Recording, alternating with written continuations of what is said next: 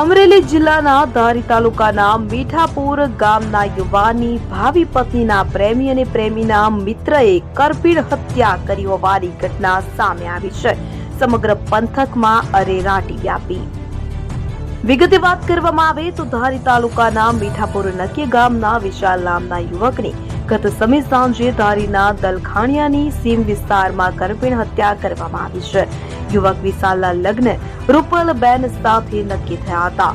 આવતીકાલે તેમના લગ્ન હતા. મરણ જનાર વિશાલની ભાવિ પત્ની રૂપલ સાથે ખડાધાર ગામના સોએબ સમા સાથે પ્રેમ સંબંધ હોય.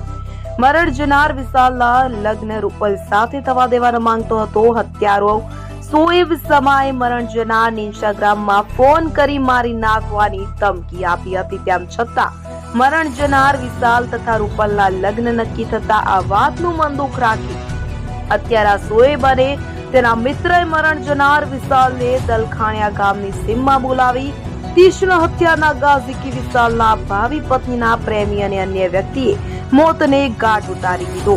સમગ્ર મામલાને લઈ પોલીસે તપાસનો ધમધમાટ શરૂ કર્યો છે. અલગ અલગ ટીમો બનાવી આરોપીને ઝડપી લેવા કવાયત હાથ ધરી. ધારી પોલીસ સ્ટેશન એરિયાની અંદર 20 તારીખે એક બનાવ બનેલ છે કે જેની ફરિયાદ 21 તારીખે જાહેર થયેલી છે અને આ જે ફરિયાદ છે, આ જે ગુનો છે તેના ફરિયાદી છે મુન્નાભાઈ ઉર્ફે મનોજભાઈ. હવે આ જે મનોજભાઈ છે એના દીકરા વિશાલના લગ્ન અહીંયાની એક છોકરી રૂપલની સાથે નક્કી થયેલા હતા, બરાબર. અને આ વિશાલ અને રૂપલના 2 દિવસ બાદ લગ્ન લેવામાં આવેલ, પરંતુ અહીં આ ગુનાના કામના જે આરોપી છે, આરોપી નંબર 1 સોએબ કે જે ખડાધાર ખાંભાનો વતની છે, એને આ રૂપલબેન સાથે પ્રેમ સંબંધ હોય અને આ જે વિશાલ સાથે રૂપલના લગ્ન થવાના હતા જે નક્કી થયેલ, જે આ આરોપી નંબર 1 છે એને ન ગમતું એટલે એણે આ જે મરણ જનાર વિશાલ છે એને ઇન્સ્ટાગ્રામમાં જાનથી મારી નાખવાની ધમકી આપેલ અને ત્યારબાદ દલખાણિયાના ગામની સીમમાં તેને બોલાવીને તેને મરણતોલ ઈજાઓ આપેલ છે અને આની સાથે એણે બીજા કોઈ એના ફ્રેન્ડને પણ બોલાવેલ છે, બરાબર. તો આ બંને આરોપી નંબર 1 અને આરોપી નંબર 2 બંને સાથે મળી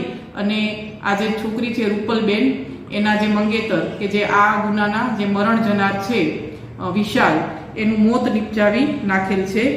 અને તો જે મેજિસ્ટ્રેટ સાહેબના જે હથિયારબંધી જાહેરનામાનો પણ ભંગ કર્યો છે અને જૂની કલમ 302 અને નવી કલમ જે 101 એ મુજબનો આ ગુનો દાખલ થયેલો છે અને ગુનાવાળી જે જગ્યા છે એનું FSLની હાજરીમાં પંચનામું પણ કરવામાં આવેલ છે અને અલગ અલગ સાયન્ટિફિક પુરાવો એકત્રિત કરેલ છે અને આગળ હજી તપાસ વધુ ચાલુ છે. આરોપી ઝડપાઈ ગયો? ના, એ હજી અમારા પોલીસ સ્ટેશનના જે અમે મારા સૂચનથી અલગ અલગ ટીમો બનાવી અને આરોપીની ગોતવા ઉપર છે અને તાત્કાલિક એને ધોરણસર અટક કરવા માટે પ્રયત્નો ચાલુ છે. મીઠાપુરના યુવકની હત્યા થતા મૃતક વિશાલને પોસ્ટમોર્ટમ અર્થે ધારી સિવિલ હોસ્પિટલ ખાતે ખસેડવામાં આવ્યો હતો. ઘટનાની જાણ થતા હોસ્પિટલે સામાજિક આગેવાનો દોડી આવ્યા હતા. મોહનભાઈ મકવાણા, મીઠાપુર નક્કી. શું ઘટના બની? શરીરના ઘા ને માથામાં પાઇપ મારેલી અને હૃદય ઉપર ઘા કરેલા, મોઢા ઉપર ઘા કરેલા આ હીરા બનેલ છે. સરકાર પાસે મારે ન્યાય ખાતા પાસે લેવો. સરકારે બહુ મને ન્યાય દે. મારા દીકરા આ થઈ ગયું છે, આ ઘટના બની છે. કા એને ફાંસીની સજા, કા આજીવન જેલ પડી છે. અને શા માટે આવું થયું, શું કહેશો? એના પરિવારમાં સહારવેલમાં છોકરી બાબતથી આ હતું ને મારો દીકરો નિર્દોષ આ કેસ બન્યો છે. છોકરાનું નામ શું છે? વિશાલભાઈ. આખું નામ? વિશાલભાઈ મુન્નાભાઈ મોહનભાઈ. વિશાલભાઈ મોહનભાઈ મકવાણા. તો અત્યારે અહીંયા PM માટે લાવ્યા છો, તો હવે તમે પાછા ભાવનગર લઈ જવાનું કહો, શા માટે? ભાવનગર મારે છોકરાનું PM પાકું જોઈશે રિઝલ્ટ. પ્રેમ સંબંધમાં નિર્દોષ યુવકની કરપીણ હત્યા કરવામાં આવતા પરિવાર પર દુઃખનો ડુંગર તૂટી પડ્યો હતો. તો મૃતક વિશાલને ફોરેન્સિક પોસ્ટમોર્ટમ અર્થે પરિવારે ભાવનગર લઈ જવાનો નિર્ણય લીધો છે. સરકાર પાસે પરિવાર ન્યાયની માંગ કરી રહ્યા છે કે જે હત્યારો છે તેને ફાંસીની સજા મળે.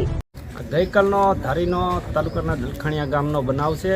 ગઈકાલે સાંજના 6ની આજુબાજુ આ મર્ડર કેસ થયેલો છે, જેમાં વિશાલ મકવાણા કરીને છે, એમના આજની તારીખે લગ્નનો માંડવો હતો ને આવતીકાલે એની જાન જવાની હોય એવી દુઃખદ ઘટના બની ને એમનું મર્ડર થયેલ છે. કારણ શું હોઈ શકે? કારણમાં કોઈ પણ કારણ હજી જાણવા મળ્યું નથી, પરંતુ તપાસનો વિષય હોય. હાલમાં સ્થાનિક પોલીસ તંત્ર પણ સહયોગથી સારો એવો માહિતી આપી રહ્યા છે અને પોતે તપાસ પણ કરી રહ્યા છે. આગળ જોઈએ તપાસમાં કોણ આગળ આવે છે.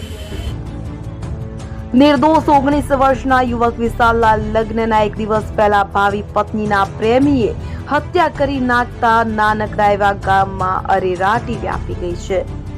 સંજય વાળા, કલમ શક્તિ ન્યૂઝ.